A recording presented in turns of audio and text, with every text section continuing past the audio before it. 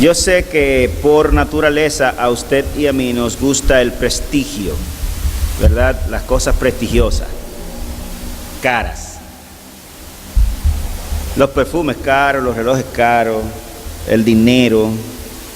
Eso no es antinatural, eso es natural. Eso procede de nuestros corazones tal y como vinieron de fábrica. Que nos guste lo bueno, lo costoso, hasta lo de marca. Por cierto, no importa que usted sea cristiano, que sea hindú, que sea judío, las marcas siempre atraen a las personas, las cosas de calidad, ¿no? Lo que tiene cierta reputación entre los hombres nos agrada, nos gusta, es así. Sin embargo, el pasaje nuestro, que quisiera que fueran conmigo a Mateo 21, es un tanto extraño en la persona a quien presenta y cómo la presenta. Las enseñanzas, y yo sé que usted sabe esto conmigo, de Jesús, de la vida de Jesús, de su discurso, son extrañas. Primero, un embarazo sin unión sexual, por obra y gracia del Espíritu, como se dice comúnmente, que hasta se usa de manera burlesca esa expresión. Ah, sí, por obra y gracia del Espíritu, ¿verdad? Después, un nacimiento en un establo. Noten qué extraño, noten el escenario. Un embarazo sin unión sexual, un nacimiento en un establo, luego se va a Egipto cuando nace y cuando regresa no se queda en Jerusalén como se supone que fuese porque él era rey, sino que se va a Nazaret, a un poblado paupérrimo de las regiones del norte de la nación. Una barriada muy humilde y sencilla, según dicen los investigadores. Encima de esto, un mensaje totalmente chocante con todos los cánones de la enseñanza regular de entonces de la gente que se llamaba el pueblo de Dios. Y así es todo. Ahora tenemos la investidura en este pasaje nuestro, la investidura previo a la coronación, lo que sería el desfile o la caminata de recibimiento de un rey que va a ser coronado en breve. Y eso es lo que nuestro pasaje prácticamente nos relata. Yo quiero que vaya conmigo allá, Mateo capítulo 21. Y dice el versículo 1 en adelante: cuando se acercaron a Jerusalén y vinieron a Betfagé, al monte de los olivos, Jesús envió 2 discípulos, diciéndoles: id a la aldea que está enfrente de vosotros, y luego hallaréis un asna atada y un pollino con ella. Desatadla y traédmelos. Y si alguien os dijere algo, decid: el Señor los necesita, y luego los enviará. Todo esto aconteció para que se cumpliese lo dicho por el profeta cuando dijo: decid a la hija de Sión, he aquí tu rey viene a ti, Hosanna, manso y sentado sobre un asno, sobre un pollino, hijo de animal de carga. Y los discípulos fueron e hicieron como Jesús les mandó. Y trajeron el asna y el pollino y pusieron sobre ellos sus mantos, los mantos de ellos, no los del burro. Y él se sentó encima, y la multitud, que era muy numerosa, tendía sus mantos en el camino, y otros cortaban ramas de los árboles y las tendían en el camino. Y la gente que iba delante y la que iba detrás aclamaban diciendo: Hosanna al Hijo de David, bendito el que viene en nombre del Señor, Hosanna, alabado sea el Señor, Hosanna en las alturas. Cuando entró él en Jerusalén, toda la ciudad se conmovió diciendo: ¿quién es este? Y la gente decía: este es Jesús, el profeta de Nazaret de Galilea.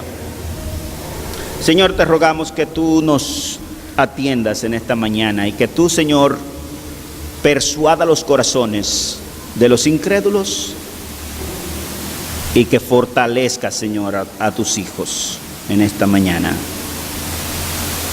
Quita cualquier posibilidad de mérito o cualquier cosa que sea del predicador, y te ruego que permita que tu Espíritu sea que desenlace, Señor, la narrativa, el mensaje, la motivación y todo lo que ha de suceder en este lugar, en esta mañana. Te ruego por los que nos ven en vivo, por la web y también por los que nos verán en el futuro, para que ellos también sean bendecidos. En tu nombre rogamos. Amén. Raro, un espécimen extraño, nuestro Señor Jesucristo. Nada se compara con los cánones corrientes de lo conocido antes ni ahora en la raza humana, adorando al Hijo de David en su humilde investidura terrenal. Preparemos nuestros corazones, porque algunas cosas extrañas también nos son mostradas aquí en este pasaje, si no lo vemos simplemente como una narrativa más. Ya sabemos, esta es la entrada que está haciendo nuestro maestro a Jerusalén, a la ciudad, para ser coronado como rey. Y usted sabe cómo termina la coronación, ¿verdad?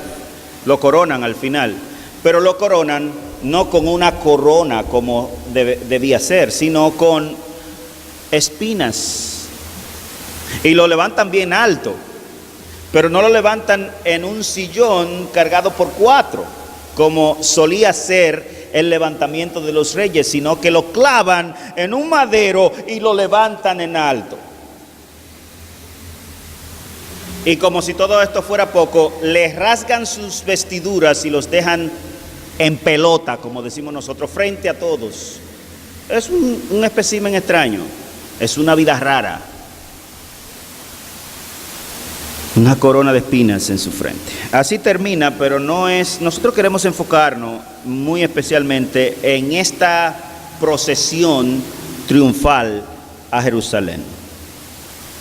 Un momento, claramente el versículo 4 y 5 nos relatan el porqué de cada una de las cosas raras de nuestro Señor Jesucristo. Mira, el versículo 4 dice: todo esto aconteció para que se cumpliese lo dicho por el profeta, cuando dijo: decid a la hija de Sión, a Jerusalén, a Israel, he aquí tu rey viene a ti manso y sentado sobre un asno, sobre un pollino, hijo de animal, hijo de carga. Zacarías 9:9, si alguien quiere consultar el pasaje profético. Esa palabra manso puede traducirse indistintamente también como humilde, sencillo, sin ningún tipo de augurio que haga sentido a lo que a los hombres le gustan. No, ninguna clase de prestigio, salvo claramente su testimonio.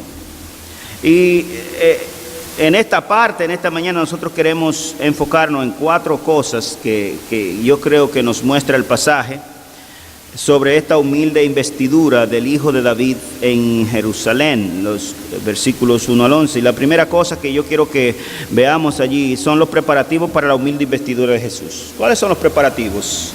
Es sencillo, vaya otra vez al versículo 1, mire, ya vimos en la sección anterior, vimos cómo sucede todo el trayecto, pero mire aquí, Jesús, usted sabe, vivía en Capernaum, en el norte de Israel, a prácticamente un día de camino, con todo y noche, hacia Jerusalén, unas cuantas horas montado en un animal, en un caballo o algo. En procesión también podía hacerse, y Jesús ya había anunciado antes, capítulo 16, versículo 21 y capítulo 20 también del Evangelio de Mateo, por 3 ocasiones a este momento ya, su muerte. Le dijo: muchachos, a sus discípulos, es menester que yo suba a Jerusalén y que sea muerto y maltratado por los líderes del pueblo, por los escribas y los fariseos. Pero en esta ocasión, la sesión anterior, nosotros vimos que había llegado a Jericó, que es la zona limítrofe noreste antes de llegar a Jerusalén, y allí había hecho algunos milagros, especialmente había sanado a aquellos 2 cojos. Allí también fue el encuentro de Jesús con Nicodemos, que vemos en el Evangelio según San Lucas. Y después que terminó su asunto en Jericó, ese día en la tardecita, él se fue del otro lado del Jordán a pasar la noche, regresó y aquí está entrando a Jerusalén. Esto es el día después.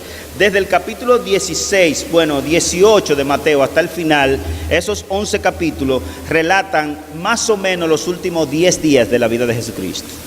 Lo hemos dicho antes, esa sección del Evangelio, es decir, un tercio del Evangelio de Mateo, se enfoca en los últimos 10 días de la vida de Jesucristo, mientras que los otros 2 tercios del Evangelio, y así en cada Evangelio, incluso el Evangelio según San Juan es más volumétrico, el 45% del Evangelio, la segunda mitad, se enfoca en los últimos días del ministerio de nuestro Señor Jesucristo. La razón de ello es que es esta parte del ministerio de Cristo lo que realmente tiene esa gran importancia profética que llevaría a los hombres y al reino de Dios al estado en el que se encuentra ahora. Mire versículo 1, los preparativos. Va a entrar a Jerusalén, está en una ciudadela al frente, en Betfagé, en la región de Betfagé, en el Monte de los Olivos, que se ve del Monte de los Olivos, todavía hasta el sol de hoy, se ve la ciudad de Jerusalén completita, al frente, muy cerca, a un par de minutos caminando. Cuando se acercaron a Jerusalén y vinieron a Betfagé, al Monte de los Olivos, Jesús envió 2 discípulos diciendo: miren el rey que va a ser investido, en qué clase de animal entra y a quién le pertenece, para que usted vea la gloria de nuestro Señor Jesucristo. Id a la aldea que está enfrente de vosotros y luego hallaréis una asna atada y un pollino con ella, o un burrito. Desatadle y traédmelos. Y si alguien os dijere algo, decid: el Señor lo necesita, y luego lo enviará. Mire el versículo 6. Y los discípulos fueron e hicieron como Jesús les mandó. Verso 7. Y trajeron el asna y el pollino, y pusieron sobre ellos sus mantos, los propios de ellos, ¿verdad? Parte de la vestidura común del judío y del israelita y del árabe en sentido general. Y él se sentó encima de la burra. Y la multitud, que era muy numerosa, tendía sus mantos también en el camino, y otros cortaban ramas de los árboles y les tendían en el camino. Ya mencionamos lo de cuál era su objetivo, ¿no? El objetivo de Cristo.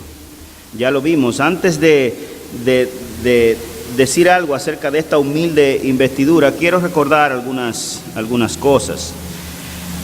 Y si bien desde el capítulo 18 hasta aquí se nos relatan los últimos 10 días de la vida de nuestro Señor Jesucristo, los capítulos 16, 21 al 28 y 20, 17 al 19, les mencioné, relatan ya la proyección de Cristo, y eso aconteció la primera vez unas cuantas semanas antes. A sus discípulos les dice que él tenía que morir, y que tenía que morir en Jerusalén, y que los líderes del pueblo iban a asesinarle. En la narración en nuestro pasaje está justamente él entrando a Jerusalén para esa investidura, la ciudad del gran rey, como se conoce en las profecías. También es menester recordar aquí que Jesús había venido a inaugurar el reino de Dios. De ahí que su anuncio continuado haya sido una y otra vez: el reino de los cielos está cerca. Pero también dijo, Lucas capítulo 17, verso 21, y esta es una referencia a sí mismo, dijo: el reino de Dios está entre ustedes. Allá, a los que le oían, el reino de Dios está entre ustedes, el reino de los cielos se ha acercado. Ese era el anuncio de nuestro Señor en su ministerio terrenal. Y ya sabemos que el arrepentimiento es la puerta de entrada al reino de los cielos, según nos relata Mateo capítulo 3, que lo quiero leer brevemente. Versículo 1 dice: en aquellos días vino Juan el Bautista predicando en el desierto de Judea y diciendo: arrepentíos, porque el reino de los cielos se ha acercado. Y mira el capítulo 4, verso 17 también nos relata y dice: desde entonces comenzó Jesús a predicar y a decir: arrepiéntanse, porque el reino de los cielos se ha acercado. Ese no fue el sermón que Cristo predicó, ese es el propósito por el cual predicó el sermón. Ese no fue el sermón que Juan predicó, ese es el propósito que persiguió el sermón que claramente Juan predicó. Y los escritores del Nuevo Testamento son claramente enfático en mostrarnos no necesariamente los detalles del sermón predicado en X o Y ocasión, sino con qué fin se predicaba. Y ya sabemos que ese arrepentimiento es nada más y nada menos que la entrada al reino de los cielos. Así que arrepentíos, dice Hechos capítulo 3, verso 19, y convertíos para que sean borrados vuestros pecados y vengan de la presencia de Dios tiempos de refrigerio. También hemos anunciado aquí muchas veces que ese es el propósito de esta predicación, que usted, yo, aquel y todo el que oiga esta predicación del Evangelio se arrepienta. Ese es el propósito. No predicamos para ninguna otra cosa en primer lugar, sino exactamente para que los hombres se arrepientan. Y usted podrá decir, pero es que se arrepientan ¿de qué? El arrepentimiento, como hemos mencionado, tiene que ser un milagro divino en el hombre. Eso es menester que lo recordemos de entrada aquí. Un milagro divino en el hombre, como lo relata Juan capítulo 1, versículos 2 y 3, Efesios 2, 1 al 5 y Hechos capítulo 2, verso 37 al 38. Quiero leer ese último versículo que cité, Hechos capítulo 2, versículos 37 y 38. Y mire, dice aquí que ellos, los que oyeron a Pedro predicar, se compungieron de corazón y dijeron: varones hermanos, ¿qué haremos? Y ellos le dijeron: arrepiéntase y bautícese cada uno de vosotros en el nombre del Señor Jesús para perdón de vuestros pecados y recibiréis el don del Espíritu Santo.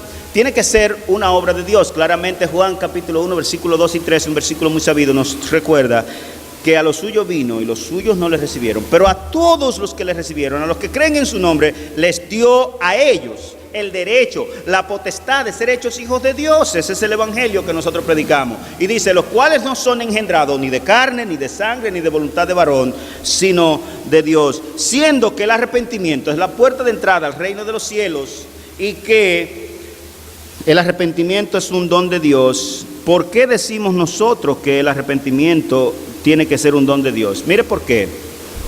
Le voy a parafrasear lo que dice las Escrituras y lo resume muy particularmente en Romanos capítulo 3, versículo 10 en lo adelante. Mire el diagnóstico que Dios hace de usted. A ver si es el diagnóstico que usted mismo tiene de usted, para que usted vea por qué este asunto tiene que ser un don del cielo. Mire cómo dice: no hay justo ni uno en el planeta.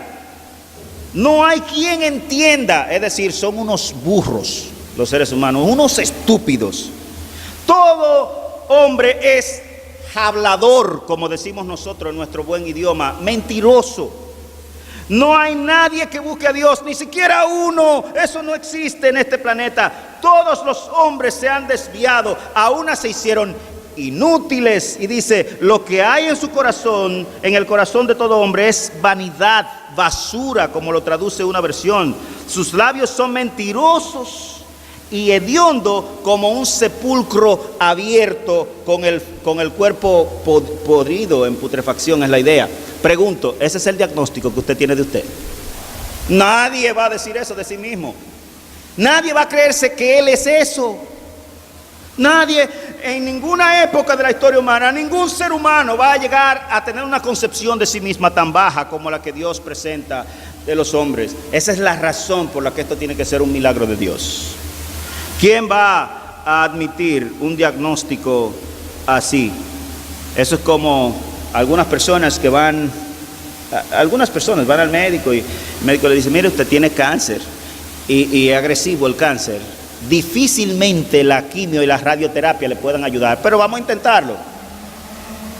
Comienza él o ella a decir: no, pero ese médico está equivocado, nada, qué cáncer y qué sé yo no me siento nada. Y se va el tipo con su con su idea de que a los 3 días muerto el individuo. Lo mismo que pasa con los seres humanos. Nosotros nunca vamos a aceptar un diagnóstico de esa naturaleza de parte del médico que sabe cuál es el problema de nosotros. Nunca, a menos que un milagro acontezca. Por eso no son engendrados ni de carne, ni de sangre, ni de voluntad de varón, sino de Dios. Y esto es si se quiere, una parte introductoria para que nosotros veamos el porqué de la necesidad de este rey y de esta investidura. Solo alguien en quien ha acontecido un milagro de gracia puede aceptar ese diagnóstico como suyo. El Señor vino a inaugurar su reino y este hecho ocurrió en su interacción en persona. Él lo vino a inaugurar él mismo, él no mandó a nadie. Claro, él había mandado a algunos, como lo cuenta en la parábola, y a su viña, y lo habían matado. Y después decide Dios, el dueño de la viña, hablando de Israel en figura, mandar a su propio hijo para ver si tienen respeto de él, y agarran al hijo y lo pelan, lo pican en pedacitos. El Señor vino a inaugurar en persona. Cristo, cual rey, acercó el reino de Dios a los hombres en su primera venida y abrió las puertas del cielo para los millones a través del arrepentimiento para vida. Esa es la realidad de este asunto.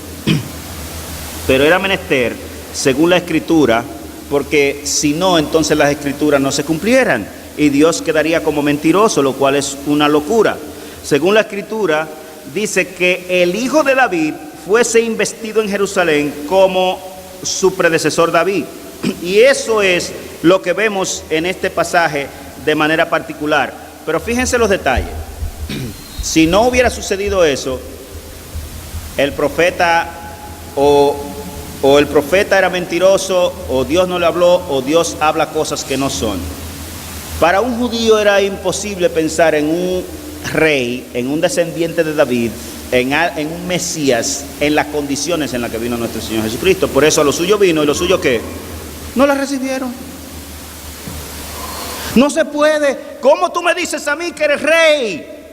¿Qué tienes tú para mostrar que eres un rey? Tú eres un baboso, Jesús. Esa es la idea del pueblo. Miren lo que vemos en este pasaje. Mire, en su investidura, en su pasarela para la coronación, miren qué interesante. Una burra y un burrito prestados. No eran de él. Fíjense qué clase de rey.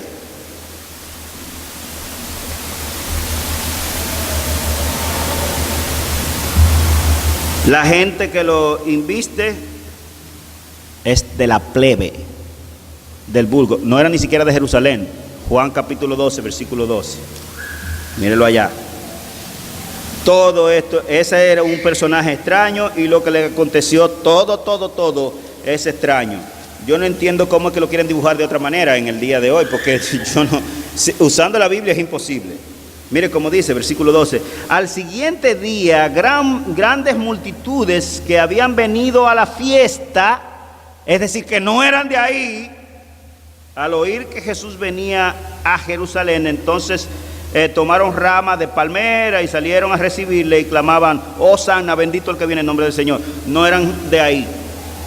Usted verá, el pasaje mismo dice lo que entonces, cuando la gente de ahí vio eso, lo que sucedió, quedaron confundidos. ¿Y quién es este?, preguntan. El arnés o la vestimenta de la burra y del burrito, especialmente la burra donde él se montaría, era improvisado del momento. Los discípulos se quitaron su manto y le pusieron la ropa al burrito. Ni siquiera estaba vestida de ropa. Es más, no es en un burro que un rey debía entrar, ¿verdad? En su pasarela. Tenía que ser en un caballo egipcio, de esos caballos como de 2,5 metros de alto, unos animales yo vi uno en Colorado, y yo dije, ¿y eso? Yo me quedé pasmado. Nunca en mi vida yo había visto un caballo de 2,5 metros de alto, un animal de caballo más grande que eso, así. Y yo, wow. Así se investían los reyes, en caballos de clase, de lujo, y no un caballito. Muchos caballos y el rey en el más reluciente de entre ellos. Pero miren qué rey. Dígame usted si tiene alguna calaña de rey este tipo. Un burro prestado, una ropa para el burro improvisada. Increíble. La gente que lo recibe no tiene nada que ver con la ciudad que lo va a investir, era de la plebe y de otros lugares. La alfombra también fue improvisada. No fue una alfombra roja, ¿verdad? Como la que le ponen a la gente de caché, de lujo.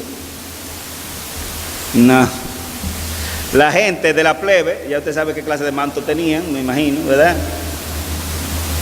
Lo pone y como no dan, él no ha entrado a la ciudad, él va a entrar, él está afuera, él está en el Monte de los Olivos y cuando se está acercando la gente viene con la algarabía, míralo aquí, a Jesús, lo vamos a volver rey, aunque él no quiera. Vienen y ponen sus mantitos cuando se acabaron los mantos que tenían, o algunos ni siquiera quisieron ensuciarlo, me imagino, todas esas cosas. Vienen y cortan unas cuantas ramitas y la ponen para terminar de hacer la alfombra. Qué gran alfombra de un rey, ¿verdad? Hermanos, eso es burlesco. Esa misma gente que está invistiendo a Jesús, esa es la misma plebe que después va a gritar más fuerte que ahora: crucifíquenle. Esa misma gente.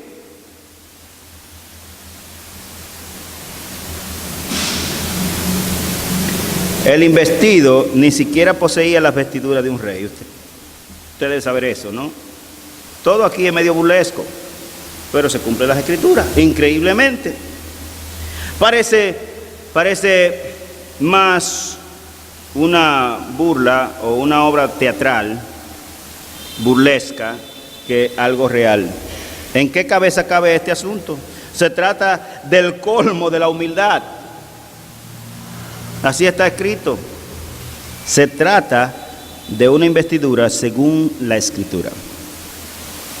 Zacarías capítulo 9, versículo 9. Dice la palabra allí: alégrate mucho, hija de Sión, da voces de júbilo, hija de Jerusalén. He aquí tu rey vendrá a ti, justo y salvador, humilde y cabalgando sobre un asno, sobre un pollino, hijo de asna. Pero hay otra cosa que vemos en nuestro pasaje y es una investidura de acuerdo a las Escrituras, porque eso es lo que dice el versículo 4 de Mateo capítulo 21. Mire allí, ¿por qué esto tenía que ser así?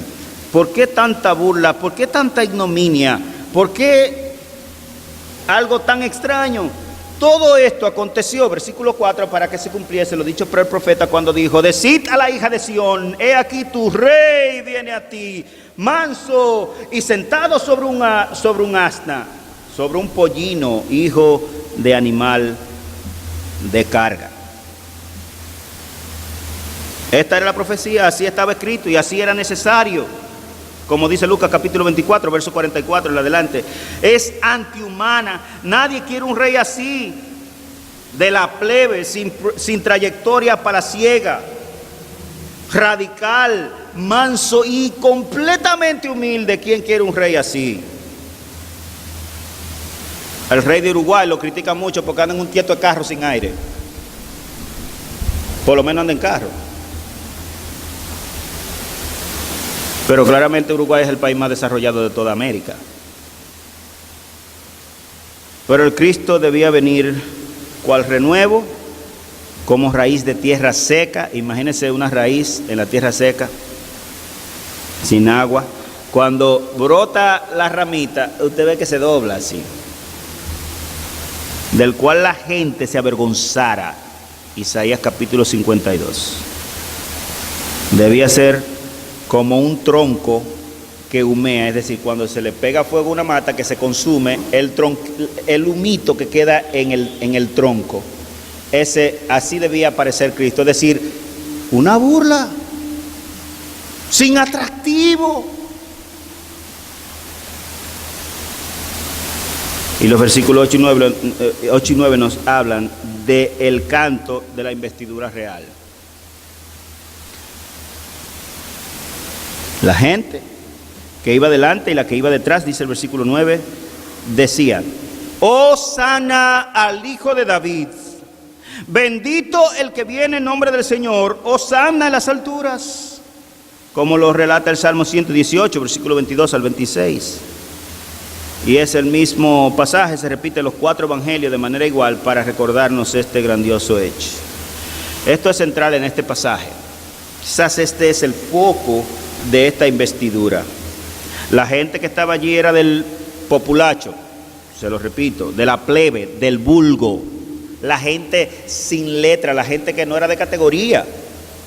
Si bien era una gran multitud, como nos dice Juan, capítulo 12, versículo 12, que lo leímos hace un rato, venía probablemente de la región de Galilea el grueso de aquellos que estaban allí. El contexto de nuestro pasaje nos arroja luz sobre la situación dentro de Jerusalén. A saber, estaban confundidos los que estaban allí. ¿Y quién es este? Dice que la ciudad tembló y se conmovió al oír a esa gran multitud alabando a un mequetrefe, alabando a un individuo que entraba por ahí. Eso era idolatría en la mente del judío. Y otros le conocían cual profeta de Nazaret, que es prácticamente también una expresión burlesca. Por eso se relata también allí en las Escrituras: de Nazaret puede salir algo que sirva. También era burlesca la expresión. Esa gente veían autoridad en Jesús, no obstante, porque les enseñaba con autoridad, Mateo capítulo 7, verso 29, y no como los escribas y fariseos. Eran de la plebe, pero muchos de ellos veían una autoridad en Jesús y una confirmación y como que le irradiaba algo que ellos no estaban acostumbrados nunca a ver. Era una autoridad por testimonio y una autoridad por sus enseñanzas de corte infalible, que cuando se confirmaba las Escrituras era exactamente lo que él había dicho, y no como los escribas y fariseos que habían convertido a aquella ciudad en una ciudad llena de gente adúltera y pervertida.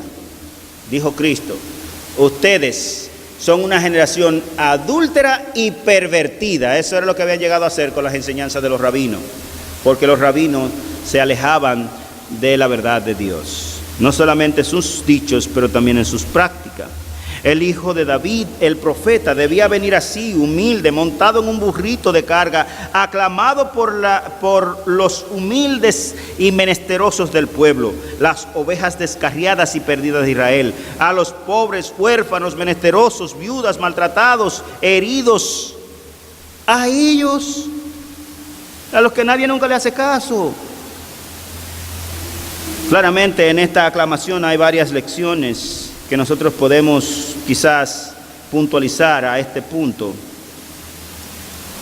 Y en la sección pasada, como recordatorio, nos enfocamos en que nadie llama a Jesús Señor sino por el Espíritu Santo. Y ya usted ve por qué. ¿Cómo que Señor? ¿Cómo que Rey? ¿Tiene que coger un burro prestado para entrar a la ciudad?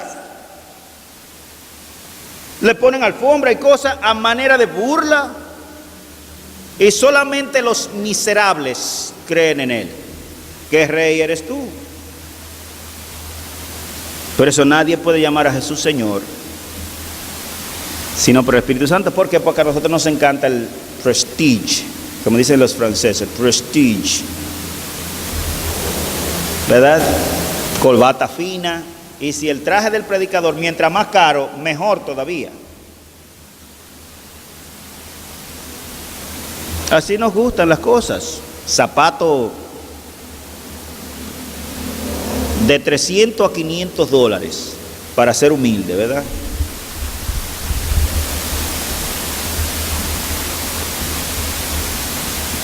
Qué pena que hayamos pervertido así el Evangelio. Cantamos y exaltamos a Jesús, pero en este Hosanna o este aleluya vemos a mucha gente adorando a Cristo por revelación y convicción, más que por beneficios recibidos.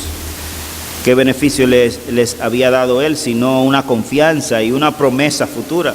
Esto apunta a que la verdadera alabanza a Dios debe ser en el Espíritu y no conforme a lo que vemos según Juan capítulo 4, versículo 24, cuando Jesús estaba allí con la mujer.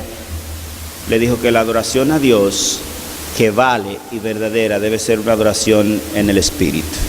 En otras palabras, que usted puede desgañitarse y se le pueden romper las cuerdas vocales voceando Señor, Señor y Hosanna y alabando a Dios, y si no es por el Espíritu no sirve para nada, solamente para romperle las cuerdas vocales. Cantamos y exaltamos a Jesús como Rey y Señor, no por los beneficios físicos o tangibles que hayamos recibido, pero por la fe que viene de Dios, tampoco porque lo hayamos visto a Él en el balcón de nuestra casa. De hecho, nadie aquí jamás ha visto a Cristo. Solamente creemos en los dichos de unos individuos que fueron sus discípulos y que murieron también hace 2000 años. Dígame usted si no es también de locos este asunto. ¿Quién puede llamar a Jesús Señor si no por una revelación del cielo? Imposible. No hay manera. Todo lo que creemos de Él, lo que hacemos para Él, nuestra esperanza en Él es por fe y para fe. Y creyó Abraham a Dios y le fue contada por justicia. ¿Y qué es lo que dice Hebreos capítulo 11? Hablando de los héroes de la fe, que ninguno de ellos, desde Abel hasta Zacarías, recibió lo prometido, y ninguno de los apóstoles recibió lo prometido, y murieron. Pero dice el escritor que esto es esperando a que todos los de la promesa estén completos. Todavía seguimos esperando, todavía seguimos en la promesa. Tiene que ser por fe, tiene que ser por el Espíritu. Con razón, tienen razón aquellos que nos catalogan de locos. No nos incumbe ser vistos como fatuos o dementes por Él. Ya Dios nos lo dijo. ¿No se acuerda el diagnóstico que dio? Burros, todos, un montón de burros. O yeguas, o batata, como usted quiera decirle. El Señor fue que lo dijo. Yo simplemente estoy parafraseando lo que el Señor ya dijo en las profecías. Así que si usted tiene algún problema, acháqueselo a Él, no a mí. Yo soy un vocero aquí, un simple palabrero que trata de repetir lo que está allí, dándole un sazón un poquito dominicano más o menos, para que entendamos el espíritu de lo que está allí dicho.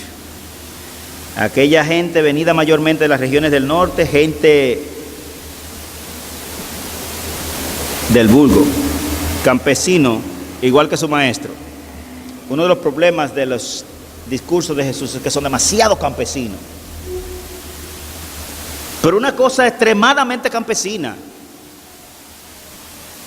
Búsqueme un discurso fino ahí, rebuscado, empañado de metafísica y de auguria de los sofismas griegos en los discursos de Jesús. Se va a hartar y no va a encontrar nada, porque Él no estaba interesado en ese grupo.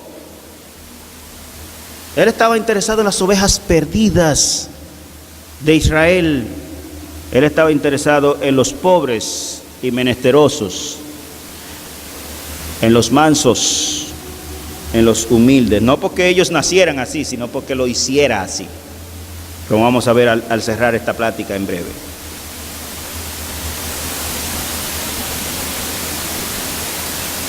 ¿Qué nos ha pasado? Que hemos manchado el Evangelio. Ese es el Evangelio de nuestro Señor Jesucristo.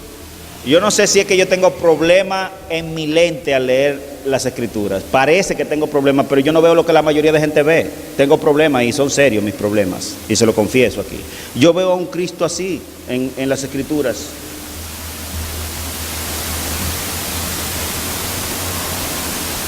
Amados, lamento decirles que así se nos presentó nuestro Señor. Si hubiera sido hoy, ni pasola hubiera tenido, se lo garantizo. Esa es la idea. Hubiera tenido que coger una pasola prestada si quería hacer la entrada triunfal al pueblo en pasola, porque ya no hay burro prácticamente.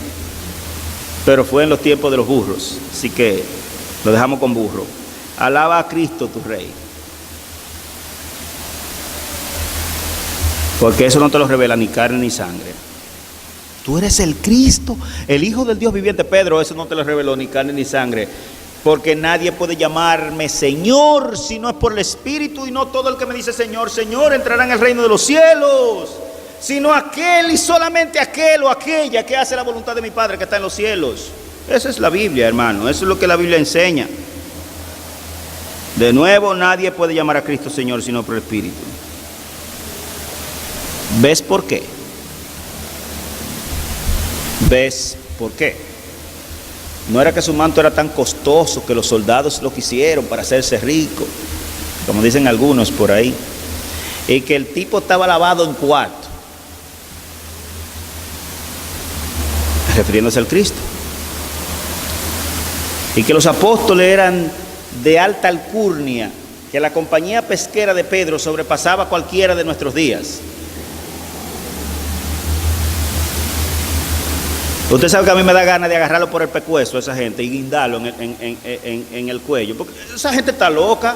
¿Cómo es posible que alguien pueda decir de nuestro Señor, usando la Biblia, esas cosas? Eso es una locura, eso es un disparate, ese es el más grande de los disparates que usted pueda jamás oír. Nuestro Señor no era así.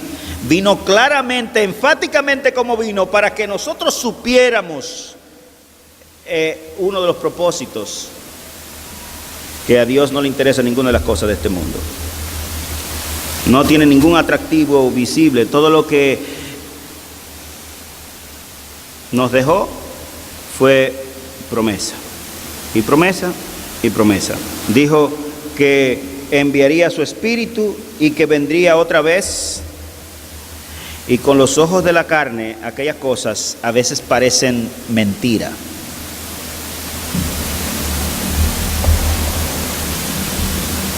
A veces es tan árida la presencia del Espíritu en nuestras vidas y en nuestras iglesias que creemos que eso es una mentira.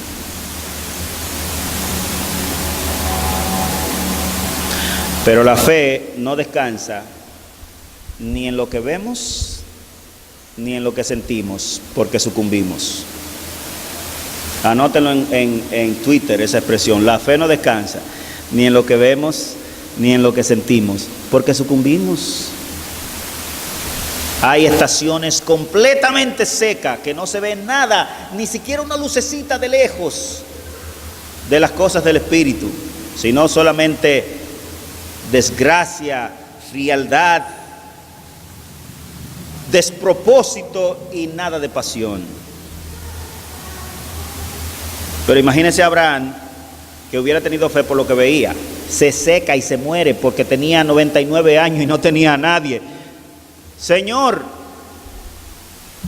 y después que estaba al morir, Señor, pero es este Damaseno que va a heredar mis bienes. Yo no creo, Señor, que tú dale una esposa a mi hijo. Y a los 40 años el tipo se pudo casar y tuvo hijos 20 años después, a los 60, porque la esposa era estéril. Si nuestra fe se pone en lo que vemos, nadie termina en esta iglesia. Nadie, porque la fe no tiene que ver con lo que yo veo ni con lo que yo siento. Una fe así es espúrea y pasajera. Es por eso que usted va a ver miles pasar por las puertas de las iglesias de Dios y del mismo modo salir, porque tienen otra expectativa no bíblica ni conforme a lo que claramente las Escrituras enseñan. Y finalmente en nuestro pasaje nosotros vemos allí una multitud confundida. ¿Quién es este? Mire el versículo 10. Cuando entró él en Jerusalén, toda la ciudad,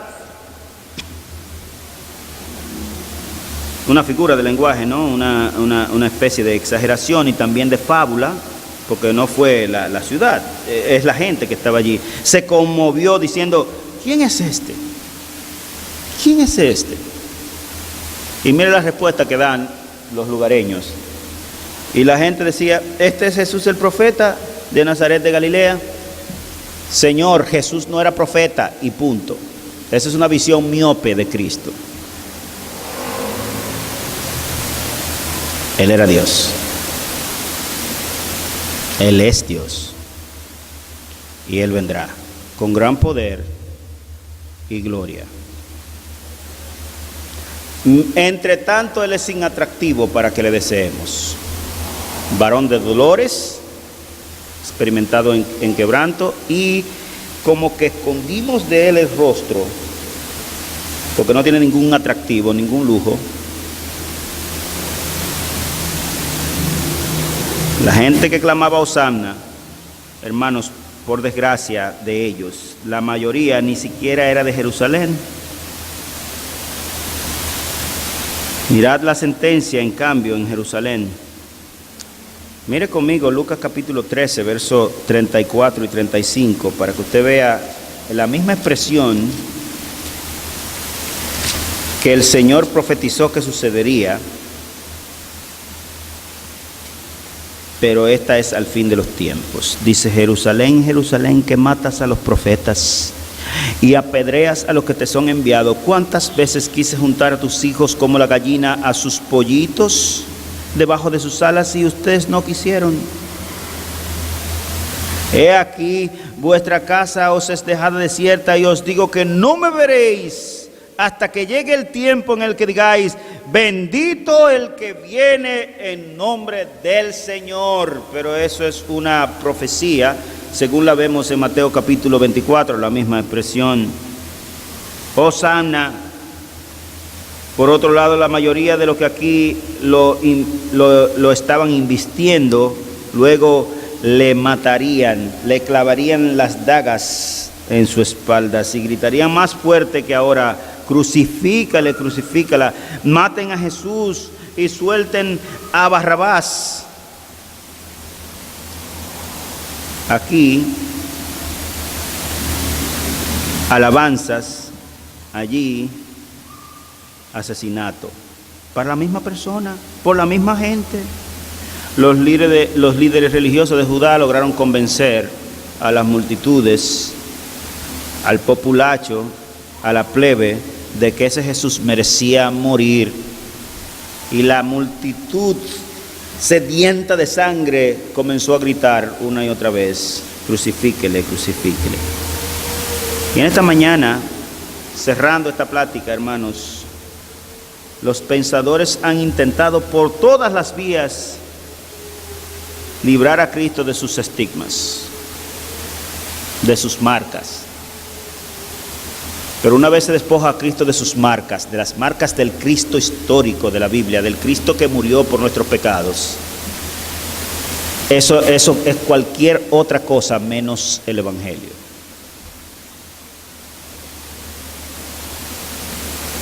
Y aunque han convencido a muchos de un Cristo diferente, el de la Biblia, el Cristo de las Escrituras, de Israel, del Antiguo y del Nuevo Testamento, es uno sin atractivo, varón de dolores, experimentado en quebranto, hecho maldición al ser crucificado, pobre, desventurado, que no tenía ni siquiera dónde recostar su cabeza, alguien a quien todo mundo le rechazaría, inclusive escondiendo de él el rostro, alguien que no tenía ni una cueva como las zorras donde decir: yo puedo dormir aquí.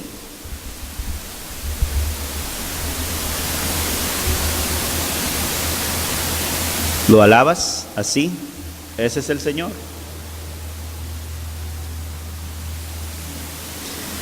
Bienvenido al club de los desquiciados y dementes, al grupo de los verdaderos cristianos. Bienvenido. Hermano, no trate con artificios apologéticos de pintar a Cristo de otra manera, porque Él no es de otra manera.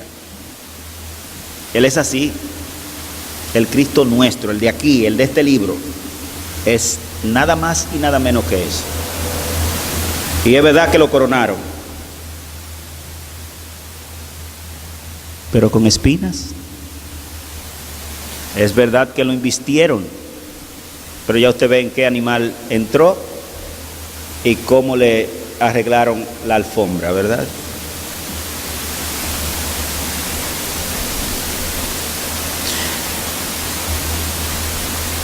Y quisiera cerrar con este pasaje de Mateo 5 para que usted vea, bienvenido al club,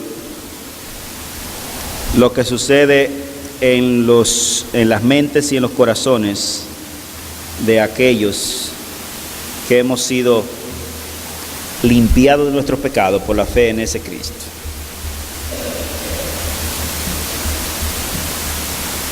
No se enoje si le dice loco. A Pablo le dijeron, las muchas letras te volvieron loco, Pablo. No eran las muchas letras, era que lo que él estaba diciendo era demasiado chocante para ellos. Dijo, tú sabes que no estoy loco, tú sabes que yo estoy citando las escrituras, a las cuales tú, oh rey Agripas, dices que crees. Está loco. Miren,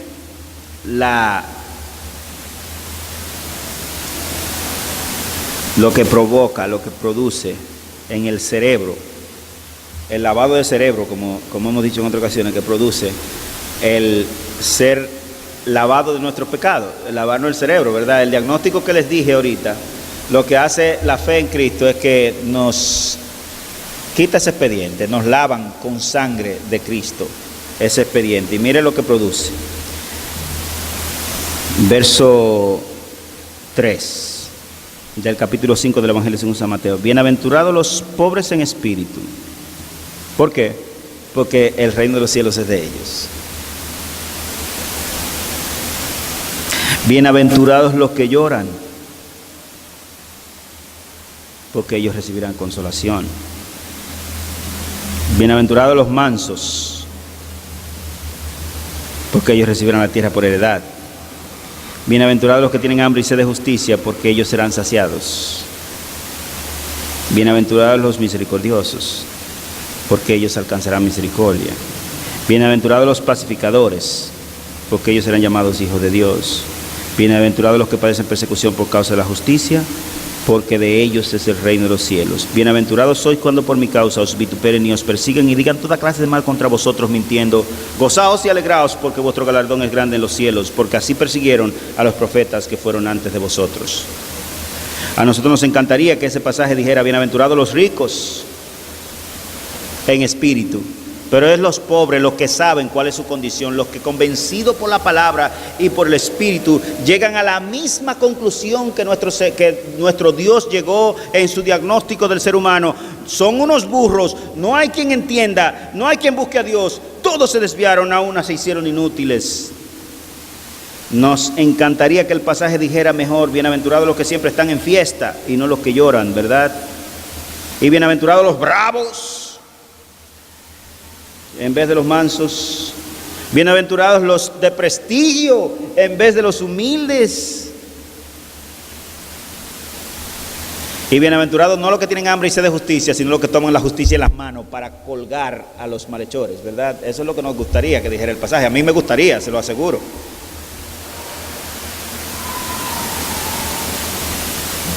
Y bienaventurados los pacificadores. Hermanos, ese es el Cristo que nos hemos gastado.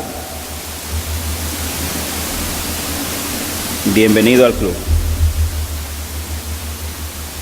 Sin más palabras que decirles, piense usted en estas palabras y reflexione en ella, porque si el Cristo que usted busca es uno de lujo, no es el Cristo de las Escrituras. Y si el carácter que usted espera que haya sido provocado en usted no es conforme a ese que acabamos de citar, entonces el Cristo que usted tiene no es el Cristo de las Escrituras.